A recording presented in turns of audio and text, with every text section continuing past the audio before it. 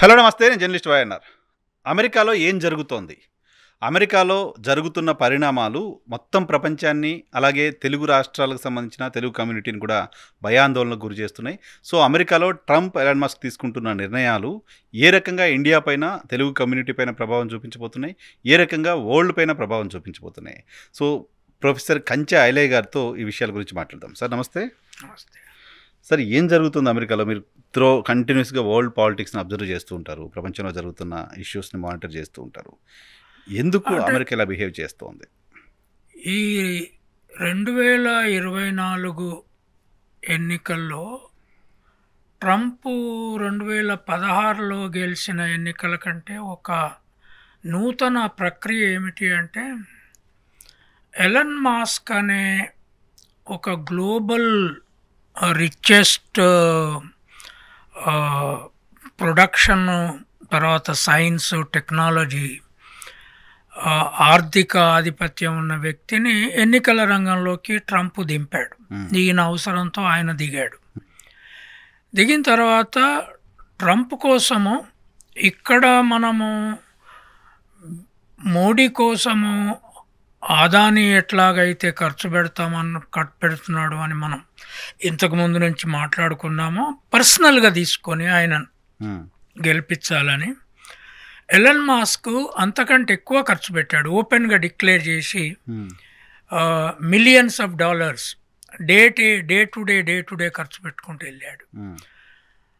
తర్వాత ట్రంప్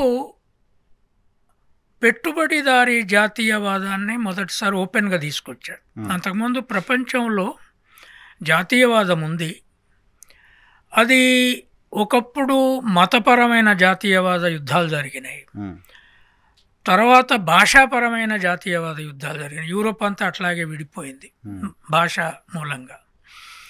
ఆ తర్వాత ఇస్లాం వచ్చిన తర్వాత మళ్ళీ మతపరమైన ప్రపంచ ఏకఛత్రాధిపత్య పరిపాలనలోకి జాతీయవాద సిద్ధాంతంతో వాళ్ళు క్రిస్టియన్ వరల్డ్తో కొట్లాడారు, గొడవలు జరిగినాయి, ప్రపంచం అతలాకుతలమైంది. నాజిజము, ఫాసిజం వచ్చిన తర్వాత ఒక రకమైన సిద్ధాంతవాద జాతీయవాదానికి మొదలైంది. దానికంటే ముందు సోషలిజము, డెమోక్రసీ మధ్య పోరాటాలు, కోల్డ్ వారు, అంతకుముందు మొదటి ప్రపంచ యుద్ధం, రెండవ ప్రపంచ యుద్ధం నాసిజం, ఫాసిజంతో అయితే రష్యా, అమెరికా ఒకటి డెమోక్రటిక్ కంట్రీస్కు ప్రతిపక్షం, రెండవది సోషలిస్ట్ వ్యవస్థ ప్రతిపక్షంగా జాతీయవాద సంఘర్షణలే చాలా జరిగాయి. కానీ ఇప్పుడు మన తరములో, ముఖ్యంగా నా తరములో 1990 నుంచి క్లింటన్ అడ్మినిస్ట్రేషన్ వచ్చిన తర్వాత ప్రపంచం ఒక కొత్త తరహా మార్పులోకి ఎంటర్ అయింది. అదే మనము గ్లోబలైజేషన్, లిబరలైజేషన్ ఎకానమీ అనుకున్నాము. అంటే ప్రపంచం ఒక గ్రామీణ వ్యవస్థగా మారే పరిస్థితి ఉంది. నేను ఆనాడు కమ్యూనిస్టులు అంతా వ్యతిరేకించారు, మేమంతా వ్యతిరేకించాం. అయితే క్లింటన్ పీరియడ్ నుంచి ఇప్పుడున్న ట్రంప్, ఎలన్ మాస్క్ల వరకు ఒక సంపూర్ణమైన యూటర్న్ ఈ గ్లోబలైజేషన్, ప్రపంచీకరణ ప్రక్రియ యూటర్న్ తీసుకుంటుందా అనే అనుమానం నాకు కలుగుతుంది. అంటే ఇక్కడ ఏం మార్పు వచ్చింది అనేది కీలకమైంది.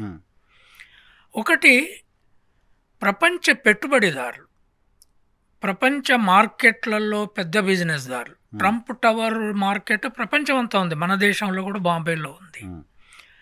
అట్లాగే ఎలన్ మాస్క్ టెస్లా కంపెనీ, అక్కడి నుంచి ఇప్పుడు ఆర్టిఫిషియల్ ఇంటెలిజెన్స్ నెట్వర్క్లో చాలా అడ్వాన్స్ స్టేజ్లో ఉన్న ఎక్స్పెరిమెంట్ అన్నీ ఆయన ల్యాబొరేటరీలో జరుగుతున్నాయి. వీళ్ళు సడన్గా పెట్టుబడిని బేస్ చేసుకొని పాలిటిక్స్లో ఎదిగిన వాళ్ళు కాకుండా అధికారాన్ని కంప్లీట్ క్యాప్చర్ చేసుకున్నారు, కంప్లీట్ మెజారిటీతో. 2016లో హిల్లరీ క్లింటన్కు మెజారిటీ ప్రజల ఓట్లు వచ్చినాయి, కానీ ప్రెసిడెన్షియల్ ఎలక్టోరల్ బాడీ ఏదైతే ఉందో దాంట్లో ఈయనకి ఎక్కువ వచ్చినాయి. కానీ ఇప్పుడు అన్నిట్లలో ఈయన వీళ్ళు గెలిచారు. సో ఇప్పుడు మొత్తము ప్రపంచ ఆర్థిక రాజకీయ వ్యవస్థని వీళ్ళు కొత్త రూపంలోకి నెడుతున్నారు. నెట్టినప్పుడు మనము భారతదేశంలో ఉన్న వాళ్ళము ఆనాడు ఒకవైపు కమ్యూనిస్టులు, రెండో వైపు ఆర్ఎస్ఎస్ జాతీయవాదులు కూడా ప్రపంచీకరణ ప్రమాదకరమైందనే స్టాండ్లో ఉండే. ఈ కంప్యూటర్లు వస్తే ఏమవుతాయి, టెక్నాలజీ వస్తే ఏమవుతుంది, మన పిల్లలు ఎక్కడికి పోతారనే. కానీ అది ఓపెన్ అయిన తర్వాత అమెరికా డ్రీమును అమ్మారు.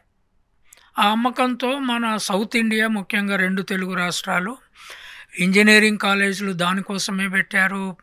రైతాంగం భూములమ్మి పిల్లల్ని చదివించారు.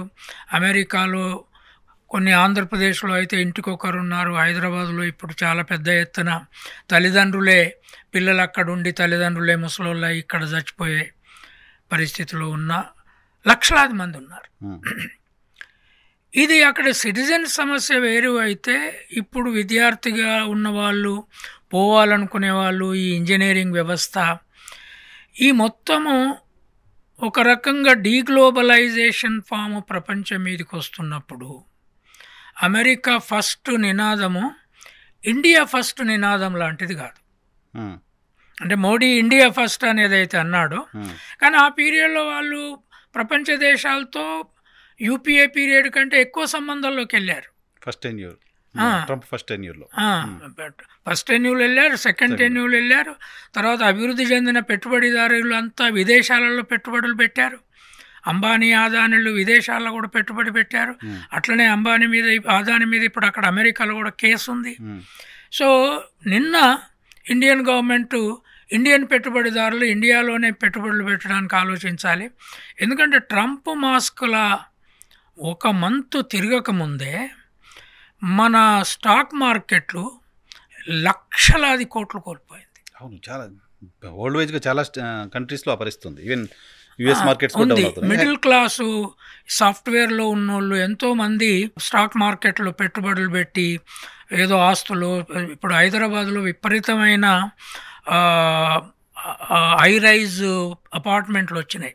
వాటిని కొనుగోళ్ళ కోసము బయానాలు ఇచ్చిన సాఫ్ట్వేర్లు వాళ్ళు, డాక్టర్లు, ఇతర ఇన్వెస్ట్మెంట్లలో పెట్టుకున్న వాళ్ళు ఉన్నారు. అన్ని కుప్పై కూలే. అంటే వాళ్ళు ఎక్కడికి పోవాలన్నా కూడా తెలియని పరిస్థితి. ఇప్పుడు ఆ డబ్బు మళ్ళీ వెంటనే స్టాక్ మార్కెట్ ఆ లెవెల్కు రావడం అనేది ఇప్పుడున్న పరిస్థితిలో కనపడతలేదు. సో వాళ్ళిద్దరూ వచ్చి తీసుకుంటున్న ఒక నిర్ణయం, తీసుకుంటారేమో కొన్ని నిర్ణయాలు అనే భయం ఇండియా లాంటి కంట్రీస్లో కొన్ని లక్షల కోట్ల రూపాయలని కొన్ని నెలల వ్యవధిలో లేకుండా చేసింది, ఆవిరి చేసేసింది. ఒక్కరోజే 9 లక్షల కోట్లు పోయినాయి, ఎగిరిపోయినాయి. అది అంటే ఇది ఒకవైపు upper middle class stock market invest చేసే సెక్షన్ల యొక్క బాధ. రెండవది భూములు అమ్ముకొని ఇంజనీరింగ్ కాలేజీలలో ఇంజనీరింగ్ మాత్రమే చదివించుకునే వాళ్ళ తల్లిదండ్రుల, తర్వాత ఆల్రెడీ ఖర్చులు పెట్టి లక్షలు, 50 లక్షలు 60 లక్షలు పంపి అక్కడికి ఏదో పెట్రోల్ బంకులలో, తర్వాత మాళ్ళల్లో పనిచేసుకొని చదువుకొని డిగ్రీ పట్టుకొని వస్తారా, అక్కడే ఉంటారా అనుకునే వాళ్ళకు ఒక భయానకమైన వాతావరణం. వెంటనే ఇప్పుడు అందరినీ క్యాంపస్లలోకి విడ్రా చేశారు. ఇక్కడ తల్లిదండ్రులు ఒక భయపడుతూ బతుకుతున్న పరిస్థితి ఉంది. ఈ వాతావరణంలో దురదృష్టకరమైన పరిస్థితి ఏంటి అంటే, బీజేపీ గవర్నమెంటు మతం మీద పెట్టిన ఫోకసు ఇప్పుడు వస్తున్న మార్పులకు అనుకూలంగా మన డీగ్లోబలైజేషన్ పీరియడ్లో డీగ్లోబలైజేషన్ అయిపోయింది. ఎవరి కాల్ ఏ కంట్రీకి ఆ కంట్రీ అయిపోతున్నారు ఆల్మోస్ట్. ఇప్పుడు గ్లోబలైజేషన్కు బీజాలు వేసింది అమెరికా. వాళ్ళు ఓపెన్ చేశారు ఎకానమీని. దాంట్లోకి మనము అంటే ఇప్పుడు ఇక్కడ మన దగ్గర పెద్ద పెద్ద మాల్ ఓనర్స్ ఓపెన్ చేసుకుంటున్నాం. మనం కొనుగోలుదారులకు వెళ్తాం, మనం కూడా వెళ్ళాము. అట్లా ఉద్యోగస్తులకు వెళ్ళాము, కొనుగోలుదారులకు వెళ్ళాము, చూడడానికి వెళ్ళాము, మనం కూడా అట్లా వెళ్ళాము. మనం పడే బాగు మనం పడ్డాం. అంటే కమ్యూనిస్ట్ ఫియర్స్ కూడా వెనక్కి నెట్టి, నేను ఎప్పుడో ఒకప్పుడు చెప్పాను, అప్పుడు సల్లా కళ్ళు తాగేటోళ్లకు కోకోకోలా తాపించారు, రైట్? అయితే దాన్ని బంద్ చేసి కోకోకోలా మానేసి సల్లా కళ్ళే తాగండి అని నినాదం ఇచ్చాం. అట్లాంటి దశ నుంచి సరే ఊళ్ళల్లో బొగ్గుతో పళ్ళు తోముకున్నోళ్ళు ఇవాళ కాల్గేటు లేకుండా, బ్రష్ లేకుండా ఏ స్త్రీ, పిల్లలు ఎవరు ఊళ్ళల్లో కూడా యాప కట్టే యాప పుల్ల ఎగిరిపోయింది. కనుక ఇది ప్రపంచాన్ని మార్చింది. గ్లోబలైజేషన్, సివిలైజేషనల్, కల్చురల్ మార్పులు వచ్చినాయి ఊళ్ళల్లో. నేను యూనివర్సిటీలో 74 నుంచి 76లో ఎంఏలు చదువుకున్నప్పుడు అంటే పంజాబీ డ్రెస్సులు వేసుకున్న అమ్మాయిలు మా క్లాస్ రూములలో కనపడిపోయేది. 20 పీజీలో 22 ఏళ్ళకు ఎంఏకు మినిమం తక్కువలో తక్కువ వచ్చిన వాళ్ళు వస్తారు. ఆ పై వాళ్ళు 24. నాకు ఎంఏకి వచ్చే నాటికి 23 ఏళ్ళు ఉండే నాకు. సో అట్లాంటిది ఇప్పుడు ఎంతమంది అమ్మాయిలు ప్యాంట్లు వేసుకొని తిరుగుతున్నారు, జీన్స్ వేసుకొని తిరుగుతున్నారు. ఊళ్ళల్లో కూడా కల్చరల్ మార్చుకున్నారు. కన్స్ట్రక్షన్ పెరిగింది, ప్రొడక్షన్ పెరిగింది, క్లాత్ ప్రొడక్షన్ పెరిగింది. సో చైనా అండ్ అమెరికా ప్రపంచ మార్కెట్లలో గూడ్స్ అండ్ కమోడిటీస్ కొన్ని పెట్టినాయి, మనం ఇతర దేశాలకు కొన్ని పంపినాం. వాళ్ళ లైఫ్ ఈజీ అయింది. ఇప్పుడు అమెరికా అన్ని టారిఫ్ వార్ మొదలుపెట్టింది. అంటే ఎప్పుడైతే మోడీ ప్రభుత్వము అమెరికా నుంచి వచ్చే గూడ్స్కు మేము 100% టారిఫ్ వేస్తామన్నారు, అంటే టెస్లా కారు కొనాలంటే అక్కడున్న ధర కంటే ఇంకో 2 నెత్తలు ఇంకో అంత ఇక్కడ పెరుగుతుంది. 100% అది అన్ని గూడ్స్ అక్కడి నుంచి వచ్చేటి అట్లా మనం వేసేవాళ్ళం. బైడెన్ కమలా హారిస్ పీరియడ్లో వాళ్ళు మన దిగుమతులు మామూలు టారిఫ్తో తీసుకునేటోళ్ళు. అంటే ఇక్కడి నుంచి మన కూరగాయలు పంపేది, ఇక్కడి నుంచి మన వాళ్ళు బియ్యమే తింటారాడా, ఇండియాలో ఏది తింటారో అక్కడ అదే తింటారు. అన్నిటికీ టారిఫ్ మామూలుగా ఉండేది. గుడ్డలు కూడా బంగ్లాదేశ్ నుంచి చాలా ప్రాంతం ఇండియా నుంచి కూడా గుడ్డలు ఎగుమతి అయ్యేటి, రైస్ ఎగుమతి అయ్యేటి, వీట్ ఎగుమతి అయ్యేటి. సో వాళ్ళు మొన్న ప్రైమ్ మినిస్టర్ను ట్రంప్ కూర్చున్నప్పుడు టారిఫ్లలో తగ్గుదల లేదని ఇద్దరు ముఖాముఖి అనుకున్నారు. మోడీ ట్రంప్ పాత మిత్రత్వం ఎగిరిపోయి మీ దగ్గర బాగా డబ్బులు ఉన్నాయి, మా యుఎస్ఏడ్ నుంచి మీరు 21 మిలియన్లు అంటే 21 లక్షలు డాలర్ల డబ్బులు తీసుకున్నారు, అదంతా ఓట్ల కోసం అంటున్నారు. అది మోడీకే డైరెక్ట్గా పోయినాయని కావాలని చెప్పాడు ఆయన. ప్రైమ్ మినిస్టర్కు డైరెక్ట్గా ఆయన అకౌంట్కి పోతాయా పోవు, మోడీకి చెప్తున్నాడు. సో ఇది అక్కడ ఉండంగానే plane load of people handcuff లేసి పంపించారు. ఒక హ్యూమిలియేషన్ జరిగింది ఈ దేశం. అంటే నాకైతే ఆయనతో నేను సిద్ధాంతపరంగా మన ప్రైమ్ మినిస్టర్తో అంగీకపోవచ్చు, బట్ ఆయన నా ప్రధానమంత్రి, నా దేశ ప్రతినిధి. ఆయనను కనీసం డోర్ దగ్గరికి వచ్చి కూడా రిసీవ్ చేసుకోలే. నువ్వు బ్రిటిష్ ప్రధానమంత్రి వస్తే అంత గౌరవిస్తావు, ఇప్పుడు జెల్లెస్కి పోతే నువ్వు కొట్లాడుకునే ముందు అయితే గౌరవం ఇచ్చాడు. ఇవన్నీ జరిగినాయి. అంటే ఒక భయం నాకేముందంటే నరసింహరావు, ఇప్పుడు మనము కొత్త పాలసీ ఫ్రేమ్వర్క్లోకి దేశాన్ని నడపకపోతే మన యూనివర్సిటీలు, మన ల్యాబొరేటరీలు వచ్చే ఆర్టిఫిషియల్ ఇంటెలిజెన్స్ నువ్వు ఆపలేవు. ఇవాళ ఇంటర్నెట్ వరల్డ్ నీ కంట్రోల్లో లేదు, నీ లాస్ దాన్ని గవర్న్ చేయి. ఇప్పుడు ఎలన్ మాస్క్ వచ్చి మొత్తం స్కై ద్వారా ఆపరేట్ చేస్తానంటున్నాడు. రిలయన్స్ వాళ్ళు దానికి ఈక్వల్గా మేము కూడా ఆపరేట్ చేస్తాము, ఎలన్ మాస్క్లు అనౌ చేయకని రిలయన్స్ గ్రూప్ అడుగుతుంది. బట్ రిలయన్స్ గ్రూప్ వాళ్ళతో తట్టుకోలేదు. ఇది ఒక పరిస్థితి. రెండవది, అటు ఉక్రెయిను, తర్వాత రష్యా, యూరోపు, అమెరికా మధ్య విపరీతమైన కొత్త ఫార్ములేషన్స్ తయారవుతున్నాయి. చైనా దాని ఎక్కడున్నదో అక్కడ నిలబడి నువ్వెంత అనే టారిఫ్ వార్లలోకి నడుస్తుంది. అంటే వాడు గూగుల్ని మొత్తం బంద్ చేస్తా అంటున్నాడు చైనాకి. నేను డీప్ సీక్ను పెట్టుకొని కంప్లీట్గా మా ఆర్టిఫిషియల్ ఇంటెలిజెన్స్ తయారు చేసి, చైనాకు కూడా ప్రాబ్లమ్స్ వస్తాయి. బికాజ్ వాళ్ళది 1.5 బిలియన్ పీపుల్, 150 కోట్లు ఉన్నారు. ఈ బిజినెస్లన్నీ పోతే తర్వాత చైనాను చూసి మన కేంద్ర ప్రభుత్వము మ్యాసివ్ అమౌంట్ బడ్జెట్ నుంచి గత 10 ఏళ్లలో హైవేల బిల్డింగ్కే పెట్టింది. ఎక్కువ విమాన ఆశ్రమాలు కడుతున్నారు, అవంతా గవర్నమెంట్ డబ్బే, ప్రైవేట్ ఎకానమీ అందులో ఉండదు. తర్వాత హైవే రోడ్లు వేస్తున్నారు, నితిన్ గడ్కరీకి ఒప్పజెప్పి పెద్ద ఎత్తున డబ్బు వాళ్ళకి ఇచ్చారు. మనము మొన్న వచ్చిన లెక్కల ప్రకారము 100 కోట్ల ప్రజలు మిడిల్ క్లాస్ కొనలేని స్థితిలోకి కిందికి వచ్చారని చెప్తున్నారు. ఒక 40 కోట్ల ప్రజలు పైన ఉన్నారు, 100 కోట్ల కిందికి ఉన్నారు.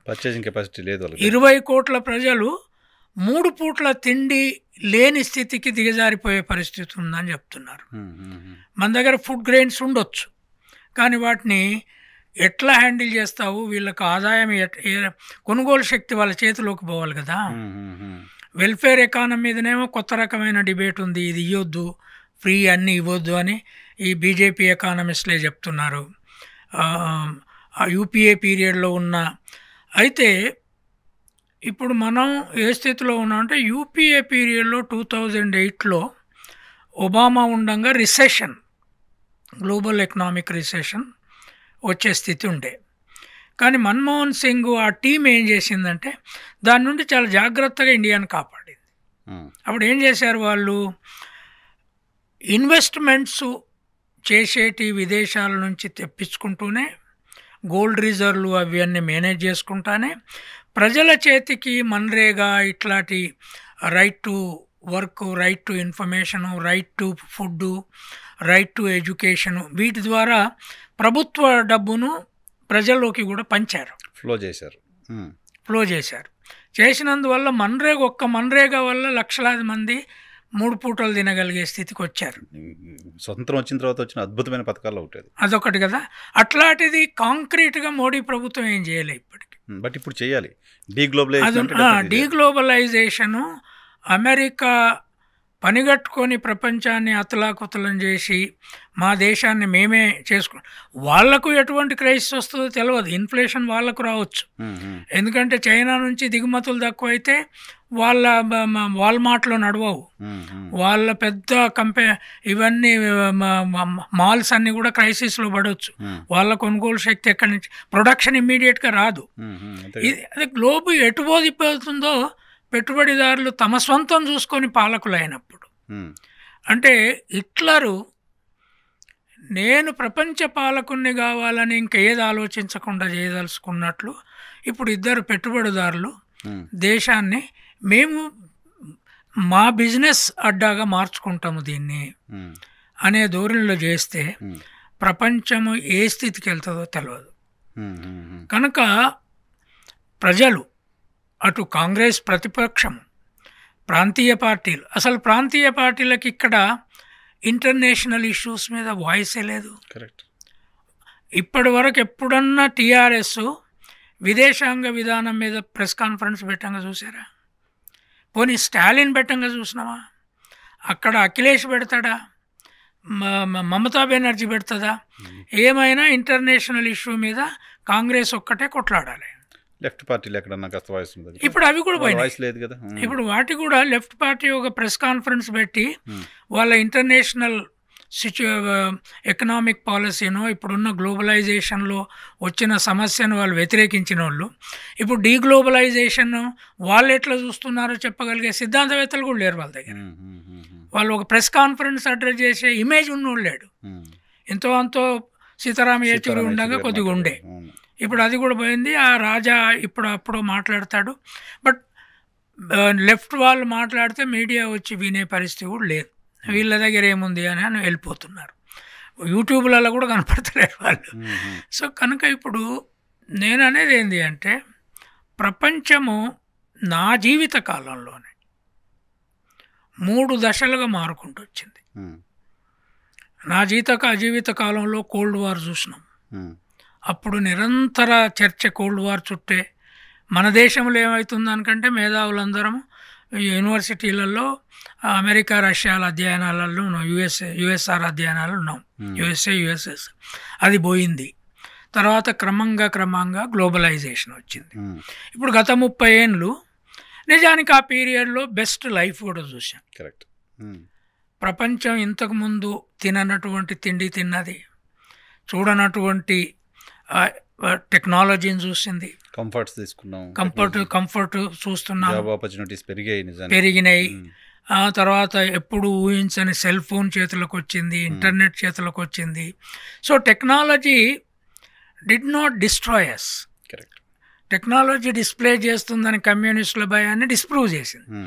కానీ ఎలన్ మస్క్ లాంటి వాళ్ళు కనిపెట్టే కొత్తవి ఇప్పుడు అతను వేలాది మందిని అమెరికా అఫీషియల్స్ని తీసేసి పదులతో నడుపుతానంటున్నాడు. అసలు అతను పెట్టిందే పర్పస్ డిస్ఇన్వెస్ట్మెంట్ కైండ్ ఆఫ్. అతను ఎంతమందిని తగ్గించవచ్చో చూడండి అనే దానికోసం. అదే ఆఫీస్ పేరే డిపార్ట్మెంట్ ఆఫ్ గవర్నమెంట్ ఎఫిషియన్సీ, డాగే అంటారు. సో గవర్నమెంట్ ఎఫిషియన్సీ అంటే ఏంది? ఏఐ ద్వారా ఎఫిషియెంట్గా నడుస్తుంది, మనుషుల ద్వారా కాదు. అది ఎక్కడికి దారితీస్తుందో తెలియదు.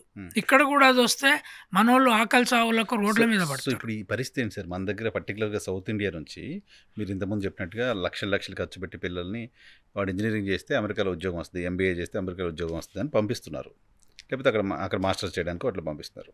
సో అక్కడ ఉన్న వాళ్ళకే ఉద్యోగాలు దొరకని పరిస్థితి, మొత్తం అందరినీ తగ్గించుకుంటూ పోతే ఇక్కడ మన దగ్గర తయారైన ఇంజనీర్లు అందరికీ నెక్స్ట్ ఎక్కడ డెస్టినేషన్ ఏం చేయాలి వాళ్ళంతా? అదే ఇది ఇప్పుడు ఒకటేమో కుటుంబాల సమస్య, యూత్ సమస్య, వాళ్లకు అమెరికా మెదట్లో ఎక్కించిన అమెరికా డ్రీమ్ సమస్య. అక్కడికి పోగలగడానికే ఇంజనీరింగు ఇవి స్కిల్స్ పెంచుకోవడము, ఈ ట్రైనింగ్ సెంటర్లు ఇవన్నీ ఓపెన్ అప్లు ఇవన్నీ నడిచినాయి. ఏదో కొంత డబ్బు సర్క్యులేట్ అయింది, జీవనాలు గడుస్తున్నాయి. సడన్గా దాన్ని ఆ డోర్ క్లోజ్ చేస్తున్నారు. సో ఈ క్రైసిస్ని ఎట్లా ఫేస్ చేయాలి? ఎడ్యుకేషన్ మినిస్టర్ అడ్రస్ చేయట్లే, అపోజిషన్ పార్టీలు అడ్రస్ చేయట్లే, ప్రతిపక్ష పార్టీలది ఒక అట్లీస్ట్ ఇండియా కూటమి అన్న కలెక్టివ్గా ఇంటర్నేషనల్ పాలసీని ఇప్పుడు ఏం ఆలోచిద్దామని ఆలోచించిన పరిస్థితి లేదు. కేవలము ప్రతిపక్షంగా కాంగ్రెస్ మాట్లాడుతుంది. అది మొన్నటి వరకు కాంగ్రెస్ ఏం మాట్లాడినా మీడియా పెద్దగా పట్టించుకోలే ఎట్లాగూ. బట్ ఒకవేళ కనుక కొలాప్స్ అయితే లక్షలు రాలిపోతారు తిండి లేక. ఎకానమీలు కొలాప్స్ అవుతాయి. ఈ ఫోన్లు మనకు తిండి పెట్టాయి, ఇంటర్నెట్ తిండి పెట్టది. అల్టిమేట్గా భూమి మీద పండించిన పంట, కంపెనీలో తయారు చేసిన గుడ్డ డిస్ట్రిబ్యూషన్ జరగాలి. డీగ్లోబలైజేషన్ అయిన తర్వాత సడన్గా ఆప్షన్స్ చాలా క్లోజ్ అవుతాయి. దానికి మనం సైకలాజికల్గా ఎడ్యుకేషన్ సిస్టాన్ని నేషన్ ఫస్ట్ అని మోడీ అన్నాడు. ఇప్పుడు ఇంత డీగ్లోబలైజేషన్ ప్రాసెస్లోకి పోతున్న పరిస్థితి కనపడుతుంటే దానికి నేషన్ ఫస్ట్ మార్గం ఏందో చెప్పరు. నేషన్ ఫస్ట్ అంటే ఓకే అంటున్నారు, ఓకే ఎలా నేషన్ ఫస్ట్? అదే ఒకవైపు అదే అంటారు. వాళ్ళ నీతి ఆయోగ్ చైర్మన్ ఏమో మనది 10 ట్రిలియన్ ఎకానమీ కాబోతుంది అంటాడు. ఉట్టిగా గాల్లా. అరే నీకు 100 కోట్ల ప్రజలకు వాళ్ళకు మిడిల్ క్లాస్ మాళ్ళల్లో కొనుక్కునే ఎకానమీకి కిందికి దిగజారంటే నువ్వు 100 ట్రిలియన్లు అంటే మళ్ళీ ఎలన్ మాస్కో ట్రంప్లో వచ్చి రేపు అంబానీ అదానీ ఎన్నికల్లో నిలబడితే గెలిస్తే గట్లాగే ఉంటుంది. ఎలన్ మాస్క్ ట్రంప్ అంటే ఏంది, అంబానీ అదానీ మధ్యన సరే రాజకీయంగా ఎదిగారా, ఆర్ఎస్ఎస్లో ఎదిగారా, పాలిటీషియన్ మనీ కుప్పల మీద ఎదిగిన వాళ్ళు కాదు కదా, బతికిన వాళ్ళు కాదు వీళ్ళు. బీజేపీలో ఉన్నోళ్ళు కాదు, కాంగ్రెస్లో ఉన్నోళ్ళు కాదు. కానీ వాళ్ళిద్దరు వచ్చి ఎన్నికల్లో మేమే చేస్తామంటే రేపు అంతే కదా, బిజినెస్ అవసరాల కోసమే కంట్రీని రన్ చేస్తారు కావాలి. ట్రంప్ ఎలన్ మాస్క్ లాగా చేస్తారు అమెరికా. సో వాళ్ళకు కనీసం పాలసీ నెట్వర్క్లన్నా ఉండొచ్చు. Because they have international business at larger scale than these people. వీళ్ళ కల్చరల్ వెయిటేజ్ బ్యాక్గ్రౌండ్తో ఇంటర్నేషనల్ వ్యవస్థను మేనేజ్ చేయలేరు. కనుక నేను అనేది ఏంటి అంటే ఒక రకమైన ఆనాడు కూడా 90 నుంచి 96, 2000 వరకు మేమందరము భయంలో బతికిన వాళ్ళు. ఇంటలెక్చువల్ ఫియర్, ఏమవుతుందో మన దేశం ఏమవుతుందో, మన నాకు ఎప్పుడు ఎవరైనా ఆకలితో చచ్చిపోతున్నారంటే బాధేస్తుంది. తిండి లేక అప్పులు ఎక్కువై ఆత్మహత్యలు చేసుకున్నారు కుటుంబం అంతే. ఆ రోజు పేపర్ చూస్తే ఇక దినమంతా నాకు ఏమి రాసుకోబుద్ది కాదు. అంటే you can imagine no, suppose ఇప్పుడు నాకే రిటైర్మెంట్ బెనిఫిట్ నాకు వస్తలేదు, నా పెన్షన్ నాకు వస్తలేదు, నాకు వేరే ఆస్తులు లేవు, దాని మీద బతకాలి, వస్తలేదు నాకు పైసా, ఏం చేస్తా నేను? వారం రోజులు ఉపాసం ఉంటే చచ్చిపోతా. సరే 73 ఏళ్ళు వచ్చిన చచ్చిపోతే ప్రాబ్లం కాదు. బట్ కుటుంబాలు జనము మాసు, ఇది ఎంత ఎదుగుతున్నాము, సుఖం వస్తుంది అనుకున్నామో, సడన్గా క్రైసిస్ వస్తే రియల్ ఎస్టేట్లో పెట్టుబడి పెట్టి మొత్తం కోల్పోయి ఆత్మహత్యలు చేసుకున్న కుటుంబం స్థితికి సమాజానికి వస్తుంది.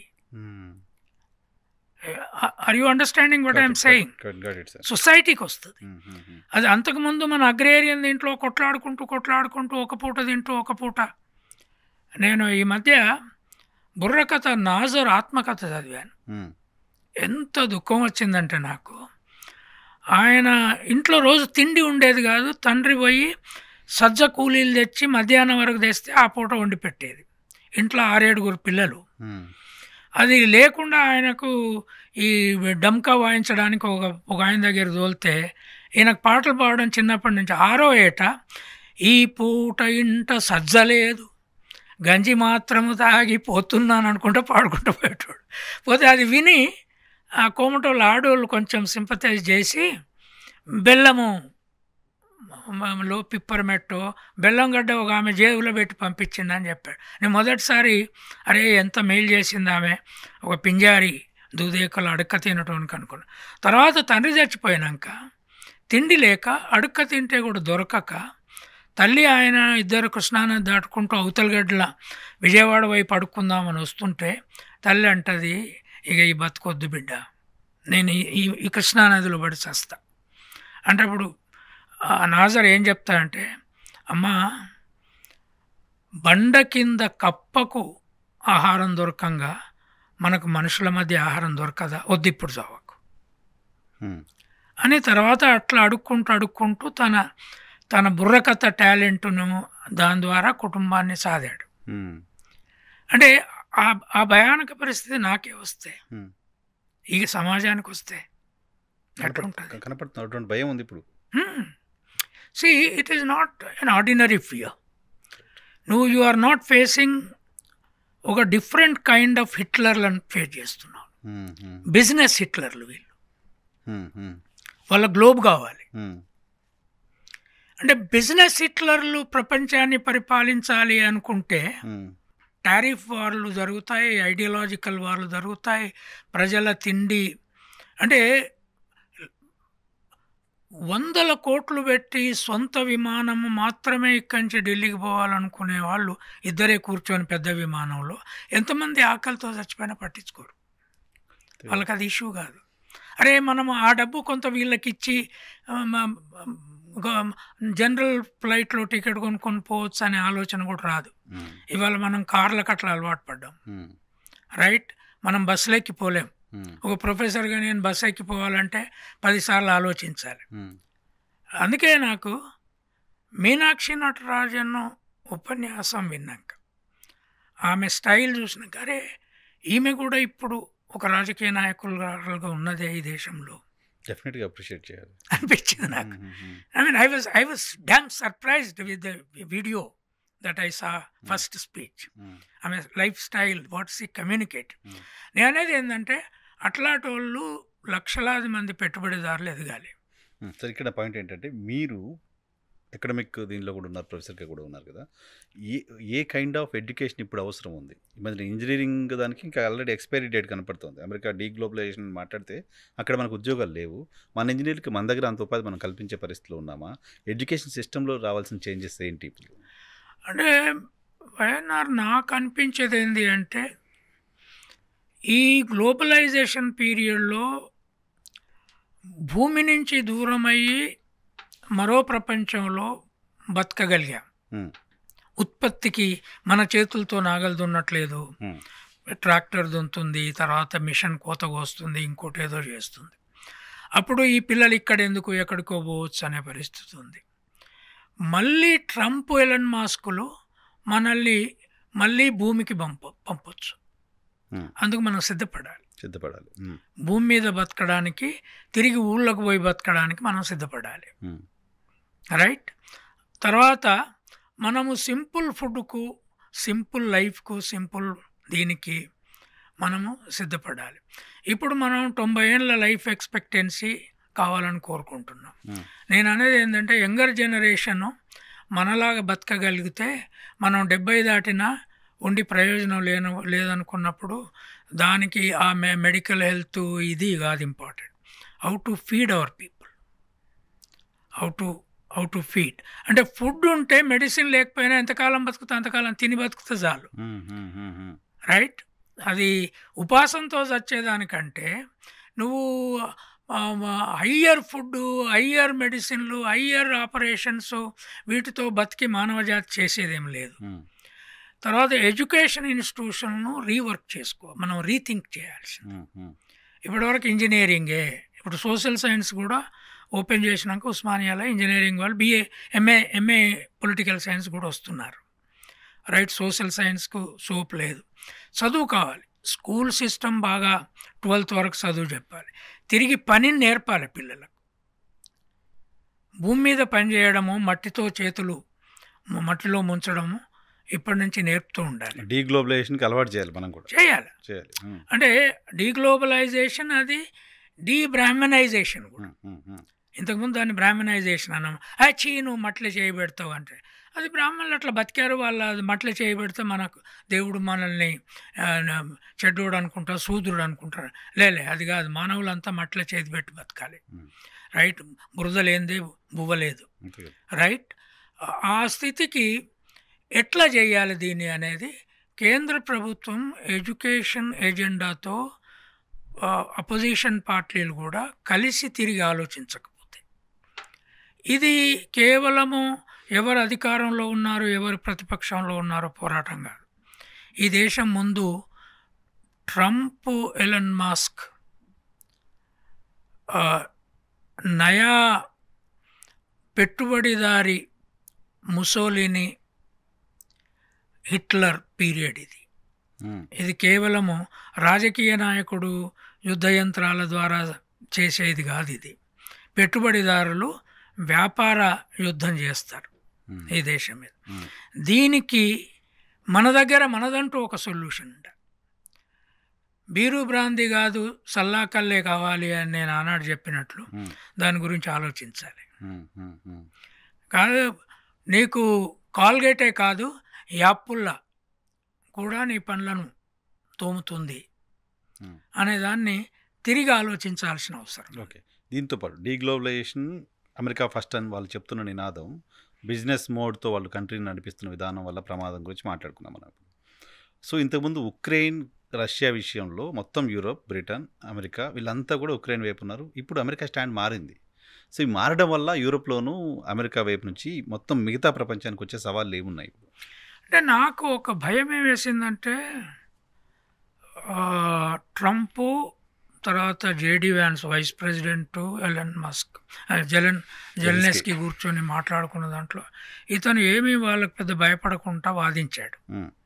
అది యాక్చువల్గా ఒక ఆర్డినరీ మనము కళ్ళు అడ్డా మీద మాట్లాడుకుంటారే మనోళ్ళు అట్లా వాదించుకున్నారు.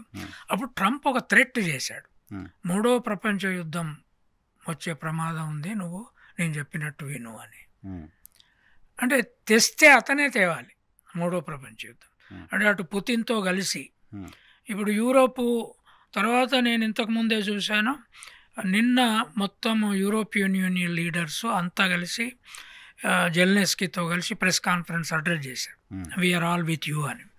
బ్రిటిష్ ప్రధానమంత్రి నేను మీడియేట్ చేస్తాను అని అటు ట్రంప్తో. బట్ యూరోప్ ఒక క్యాంపు విడిగా అయింది, అమెరికా వేరే క్యాంప్ అయింది, నాటో ఇప్పుడు బతికి లేదు. సో చైనా విడిగా ఉంది, అది ఎటు అంటే తొలకని కుండలాగా లోపల వాళ్ళ ప్లాన్లు వాళ్ళు చేసుకుంటున్నారు. మనకేమో ప్లాన్ లేదు, రేపు 3వ ప్రపంచ యుద్ధం వస్తే మనం ఏం చేస్తాం అనేది. సో అటు రష్యా దానికి ఈ అన్ని కొట్లాట, ఉక్రెయిన్లో ఉన్న రేర్ ఎర్త్.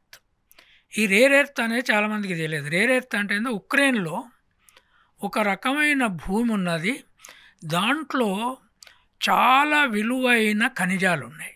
ఓకే, దాన్ని రేర్ ఎర్త్ అంటారు. అది రష్యా ఉక్రెయిన్ బార్డర్లో చాలా పెద్ద మొత్తం ఉన్నది.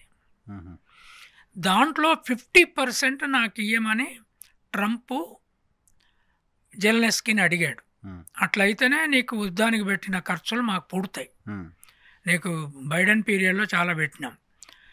కానీ అది ఇప్పుడు సగ భూభాగం ఆల్రెడీ రష్యా చేతికి వెళ్ళిపోయింది. అసలు రష్యా యుద్ధం చేసేదే ఆ భూమి కోసం. పర్పస్ ఆఫ్ వార్ అది. దాన్ని రేర్ ఎర్త్ అంటారు. Rare earth. అసాధారణ భూమి అది. మ్మ్. మ్మ్.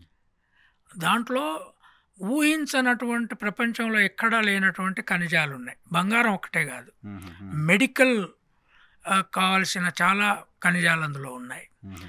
తర్వాత హ్యూమన్ బాడీని కండిషన్ చేసే ఖనిజాలు ఉన్నాయి. మ్మ్. ఈ ఖనిజాలు రేర్ ఎర్త్ అంటారు దాన్ని నాకు కావాలని అడిగాడు ఇతను. మ్మ్. 50% అగ్రిమెంట్ అయిద్ది అనుకున్నారు, కానీ ఇతను ఒప్పుకోలేదు. మ్మ్.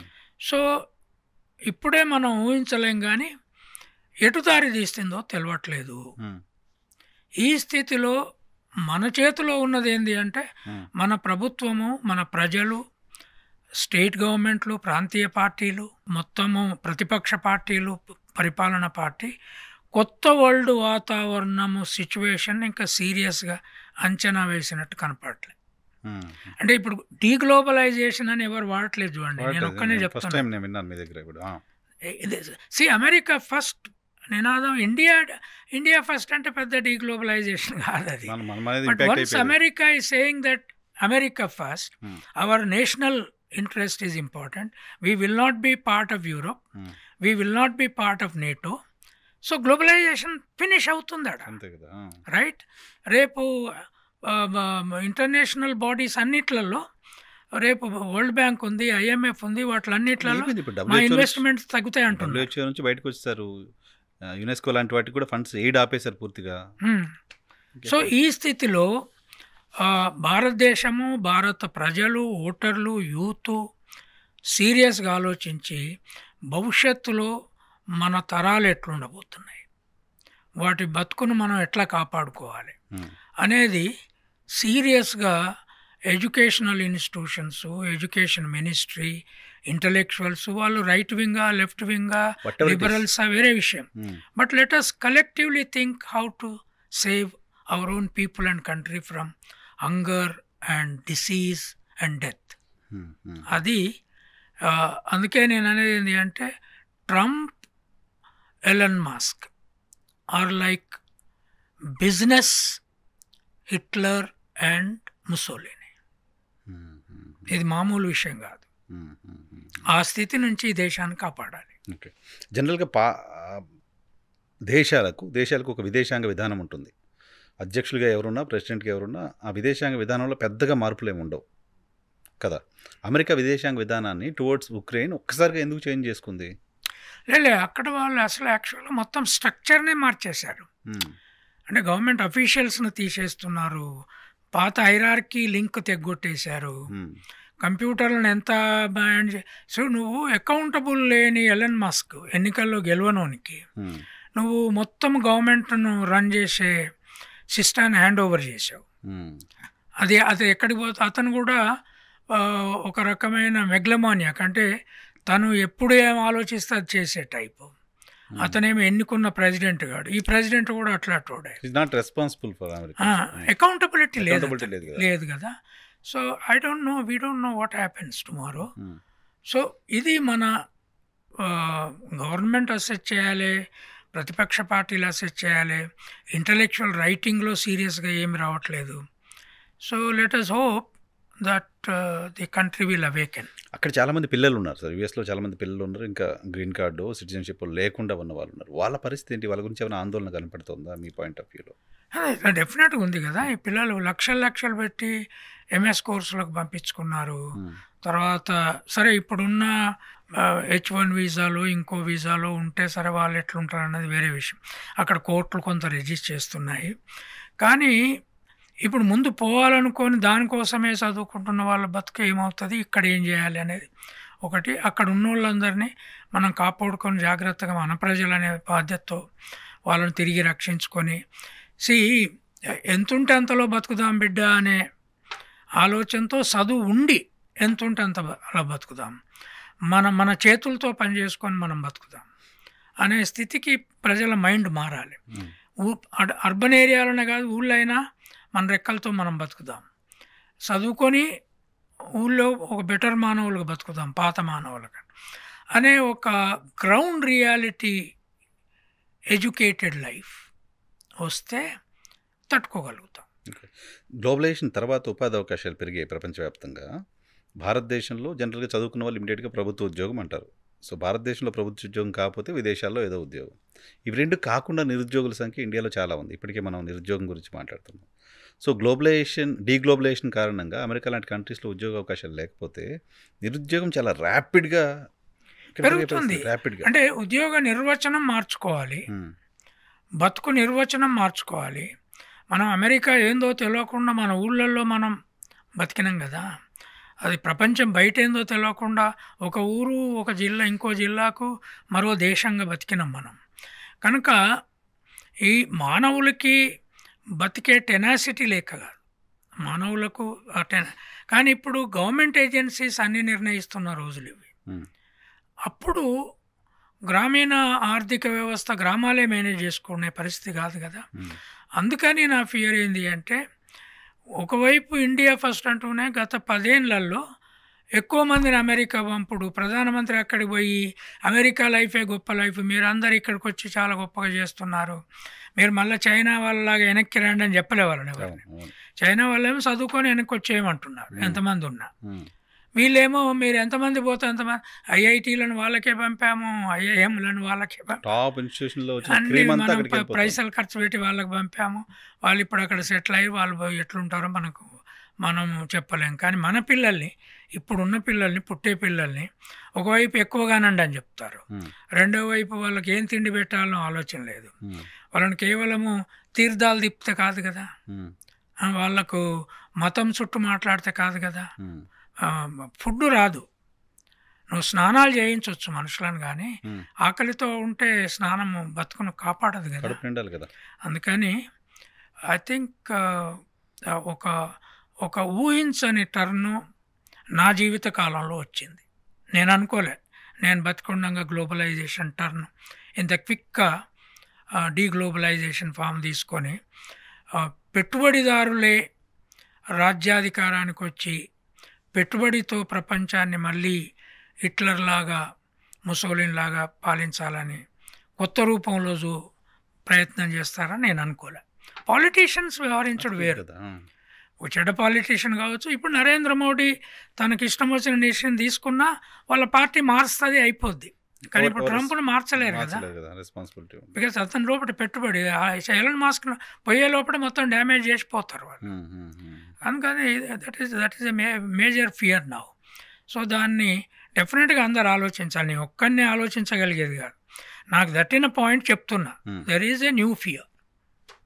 So thank you very much sir. ఇది డెఫినెట్గా ఇది హై టైం. ప్రభుత్వాలు విద్యా వ్యవస్థలో తీసుకురావాల్సిన మార్పుల గురించి, కొత్త ఉపాధి అవకాశాల గురించి, కొత్తగా వీళ్ళందరికీ ఎంప్లాయ్మెంటా లేకపోతే వాళ్ళు కొత్త వేలో బతకడానికి సంబంధించిన అవకాశాలు కల్పించే తరహా విద్యా వ్యవస్థ ఉండడానికి సంబంధించిన ఆలోచన చేయడానికి ఇది ఖచ్చితంగా హై టైం. ఆ దిశగా ప్రభుత్వాలు ఆలోచిస్తాయి లేదు చూద్దాం. చాలా ముందుగా ఊహించి చెప్తున్నారు, జరుగుతున్న పరిణామాలన్నీ చూస్తే అది అనిపిస్తోంది. డీగ్లోబలైజేషన్కి ఇండియా ఎంతవరకు రెడీగా ఉంది, ఏ మేరకు రెడీ అవుతున్నాం అనేది ఆలోచన చేసుకోవాలి. Thank you.